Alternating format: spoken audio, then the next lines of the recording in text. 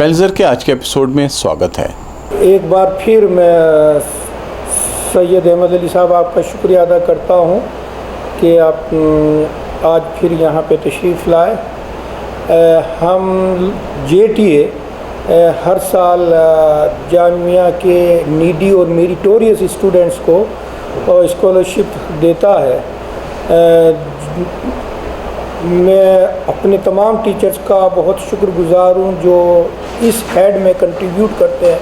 हर महीने 200 रुपये हर टीचर जामिया का जामिया स्कॉलरशिप के लिए कंट्रीब्यूट करता है और वो हो के हर साल तकरीबन हमारे पास 15 लाख रुपया हो जाता है।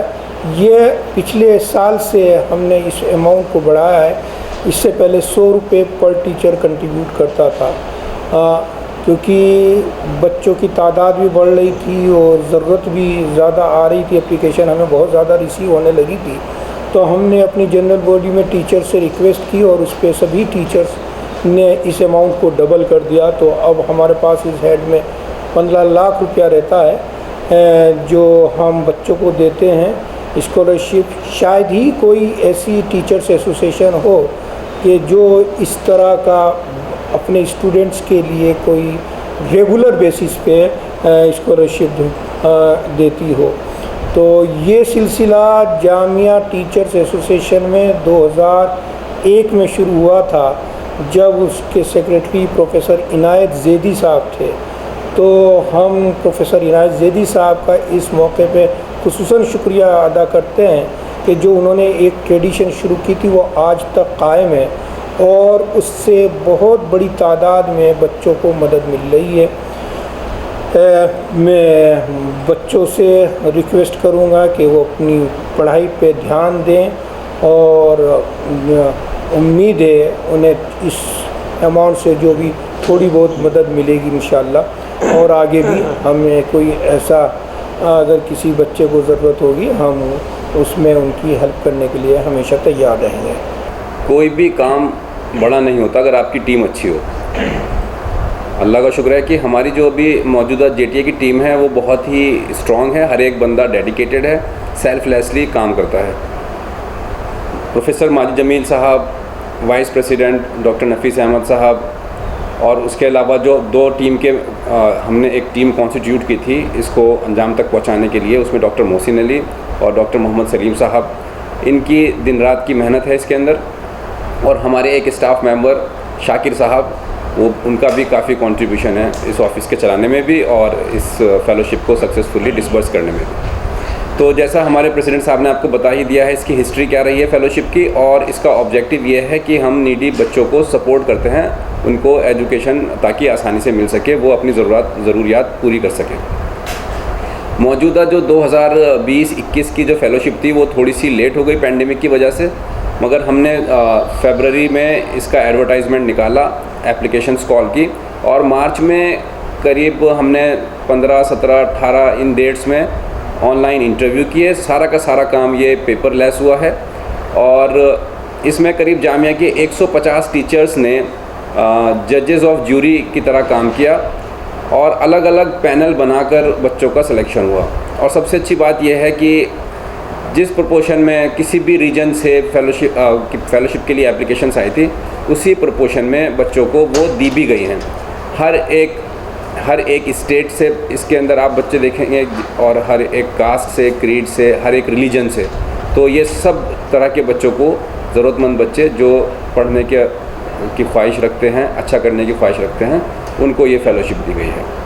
भाई सैयद साहब, ये जो हमारा प्रोग्राम चल रहा है JTA स्कॉलरशिप का डिस्ट्रीब्यूशन का, तो इसमें हमें ये पता चला कि हमारे इस हिंदुस्तान के अंदर कितने नीडीफुल और कितने मेरिटोरियस जो है स्टूडेंट्स हैं।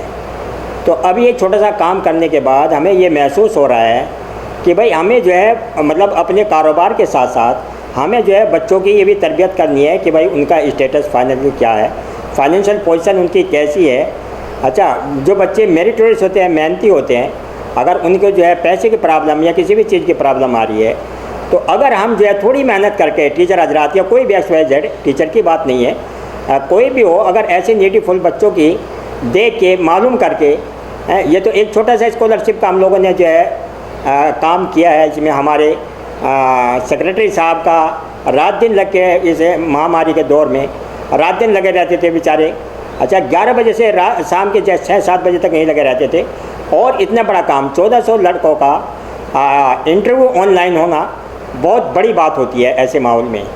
और इसमें हमारे तकरीबन 150 प्रोफेसर्स ने इसमें हिस्सा लिया और जो है इसमें 3 दिन लगातार बच्चों के इंटरव्यू लिए और इसमें कोशिश की गई कि भाई जो नीडफुल बच्चे हैं उनको जो है हमारे स्कॉलरशिप मिले। अब इससे हमें ये जाहिर होता है कि भाई हमें जो है इसके साथ साथ हमें इंसानियत के नाते हमें ये देखना है कि भाई हमारे बच्चों की क्या ज़रूरत है।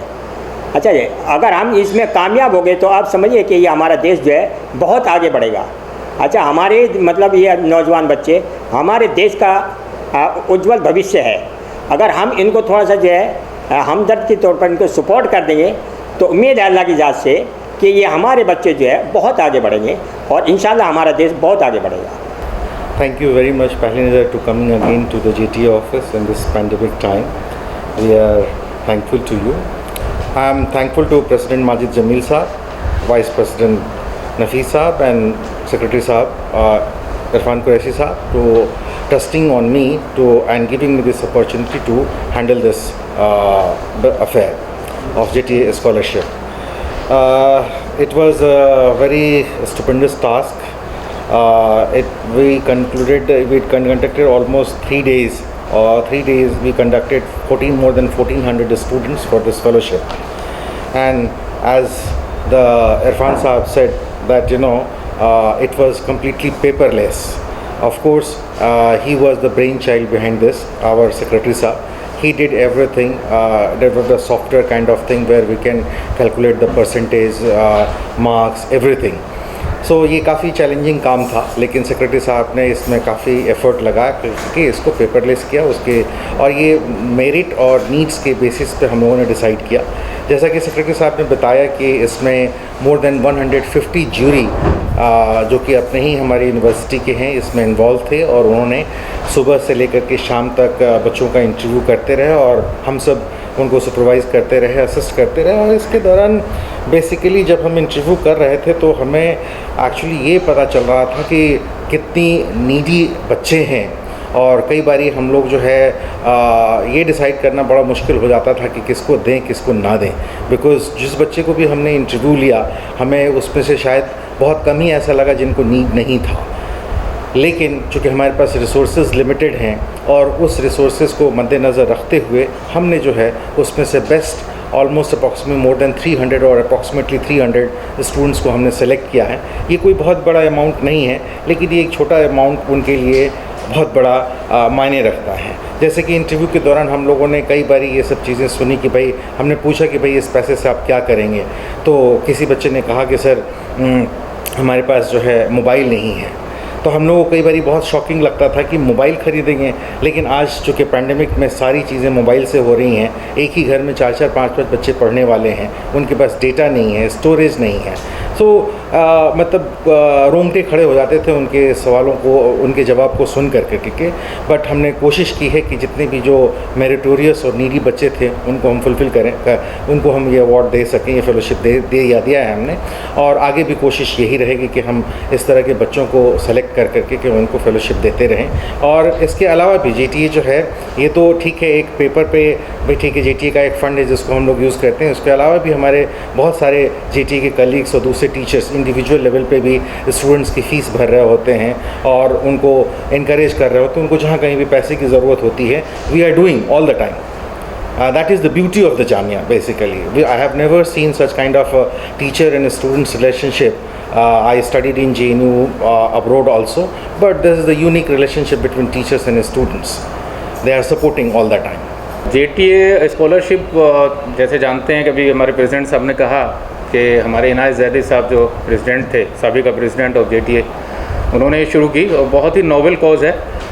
बाकी साथियों ने भी, सेक्रेटरी साहब, मोहसिन साहब ने बताया कि ये हम उन लोगों को देते हैं जो नीडी हैं और डेस्परेट नीड है। जैसे कि दिल्ली में रहना आप जानते हैं कि बहुत ही मुश्किल काम है, पढ़ाई करना, फ़ीस बहुत ज़्यादा हमारी यूनिवर्सिटी की नहीं है, मगर वहाँ खाना और रहना, लॉजिस्टिक को मैनेज करना बहुत टफ होता है। इंटरव्यू के दौरान हमने देखा कि बच्चे बहुत ही पुअर परिवार से आ रहे हैं। उनका जो बैकग्राउंड है, कोई मौजिन का बेटा है, कोई ठेले वाले का है, कोई मज़दूर का है।